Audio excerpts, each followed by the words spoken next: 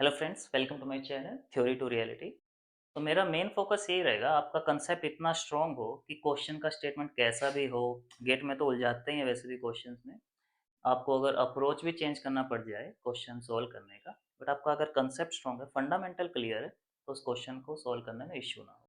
तो थोड़ा सा मैं अपना इंट्रोडक्शन दे देता हूँ, ब्रीफ इंट्रोडक्शन। मेरा नाम है अमित जांगरा और मैं नालको में जॉब करता हूँ और 4 साल हो गए मुझे जॉब करते हुए and I am working at electronics instrumentation and control department. Just to give you some context, I cracked GATE 2020 with EIR 90 in instrumentation branch. So जो भी मैं बताऊंगा या मेरा पर्सनल एक्सपीरियंस से है कि कैसे गेट प्रिपरेशन करना है गेट के लिए और उसके उसमें कैसे सक्सीड करना है।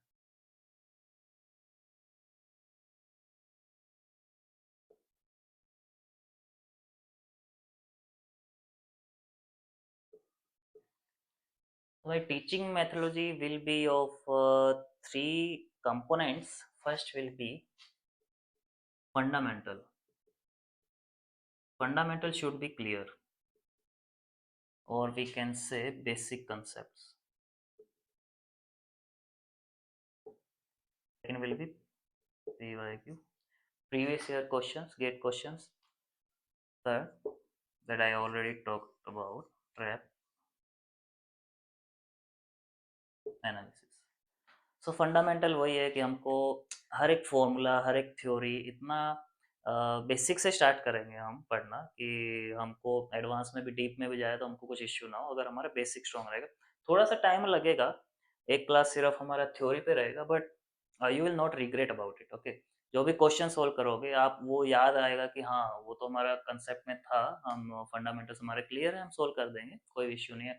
आप खुद से फॉर्मूला ड्राइव कर लेंगे अगर थोड़ा सा भी स्टेटमेंट चेंज हो जाता है क्वेश्चंस का।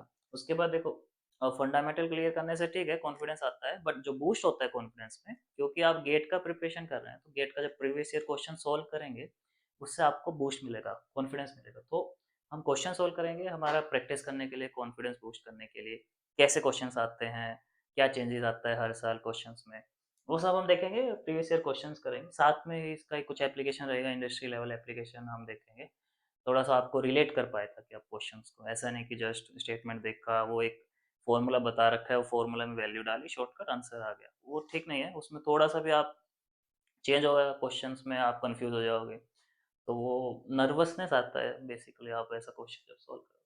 Third one is trap analysis. Trap analysis हम वही कि रूल आउट करेंगे ऑप्शंस को, जहाँ हम सिली मिस्टेक्स करते हैं वो हम देखेंगे कि यहाँ पे हमसे सिली मिस्टेक्स हो रही है, या फिर एक जो क्रिटिकल पार्ट होता है, हर एक क्वेश्चंस में एक ट्रैप होता है आपको उलझाने के लिए गेट के क्वेश्चंस में, उस ट्रैप से कैसे हमको बाहर आना है, कैसा हमारा अप्रोच रहेगा उसको सोल्व करने के लिए।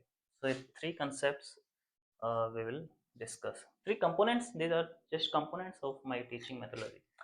So in next video we will study about the control system.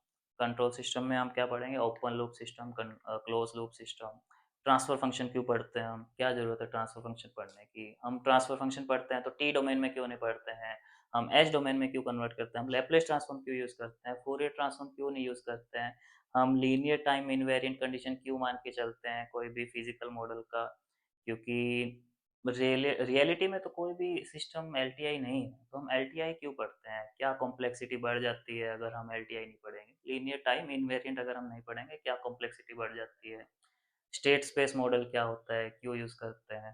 तो ये सब कंसेप्ट हम पढ़ेंगे कंट्रोल सिस्टम में, बहुत मजा आने वाला है। बिल्कुल बिल्कुल बेसिक से स्टार्ट करेंगे, बिल्कुल हमारा आसपास का एनवायरनमेंट में जो चीज़ यूज हो रही है हम उसी को स्टडी करते हैं कंट्रोल सिस्टम में, कुछ हवा नहीं है अलग से। तो स्टे ट्यून।